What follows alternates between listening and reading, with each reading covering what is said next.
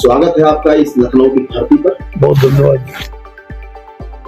रामधारी सिंह दिनकर जी के द्वारा लिखी हुई रश्मि रथी पर इतना बड़ा भव्य कार्यक्रम हो रहा है, ये आपके सौजन्य से हो रहा है, जो मुझे ज्ञात हुआ है।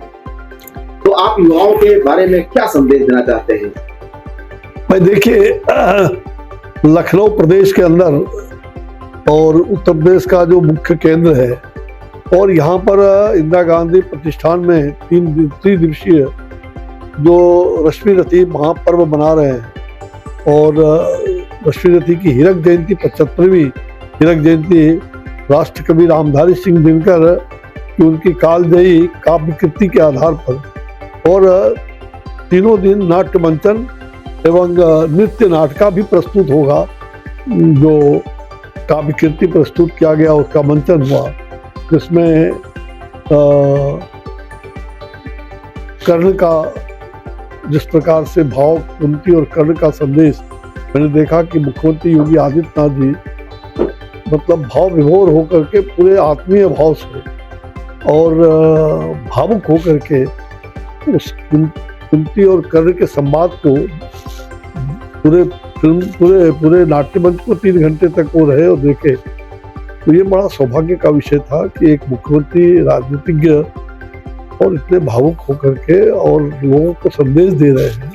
साहित्य के प्रति इतनी रुचि, संस्कृति के प्रति यह जो आत्मीय भाव है, तो निश्चित रूप से राष्ट्रकवि दिनकर के इस कल का जो 52वीं उनकी पुण्यतिथि भी थी और 75वीं हीरक जयंती रश्मि रथी पर्व का, तो इस 3 दिवसीय पर्व को जो राष्ट्रकवि रामधारी सिंह दिनकर स्मृति न्यास उसके संरक्षक होने के नाते, और हम सब लोगों ने इसमें काफ़ी सहयोग किया। हमारे मित्र बंधु अमरनाथ मिश्रा जी का बहुत बड़ा सहयोग रहा पिछले 1 महीने से, और ये राष्ट्रकवि रामधारी सिंह दिनकर न्यास के अध्यक्ष नीरज जी सहित कई लोग, उनके पौत्र भी आए थे उस दिन। तो उद्यम तो काफ़ी अच्छे कार्यक्रम हुए। और आज और कल, आज स्वामी विवेकानंद का मंथन होगा, कल सरदेय अटल बिहारी वाजपेयी जी कवि के रूप में, कवि अटल बिहारी वाजपेयी जी का भारत रत्न ही रहे हैं, तो उनका कल स्वरांजलि अर्पित किया जाएगा। खास करके हिमाचल की जो कलाकार है उनके गुरु से उनकी कविताओं की रचना, ये पहली बार मैंने पटना में किया था, पिछले बार उनकी शताब्दी वर्ष पर, और दूसरा उस रूप में वो कार्यक्रम यहाँ होगा।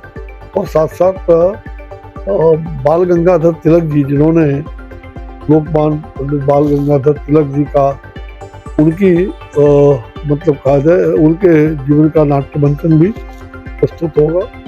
और यहाँ से जो एक संदेश पूरे देश भर में जा रहा है, और इसी लखनऊ के चारबाग स्टेशन से उतर करके बग्घी पर उनको खींच रहे थे पंडित मदन मोहन मालवीय से लेकर के सारे लोग, लाखों लोग आए थे।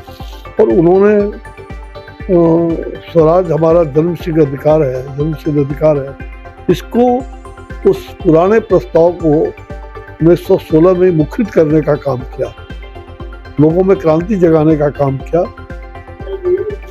होम रूल एनिविशन के द्वारा होम रूल, और उसको उनके साथ तिलक जी ने जो इस प्रकार का एक प्रस्ताव लाया, उसको लखनऊ में यहाँ पहुँचने पर उन्होंने उसको मुखरित किया। और तो ये बहुत मतलब पाल, बाल और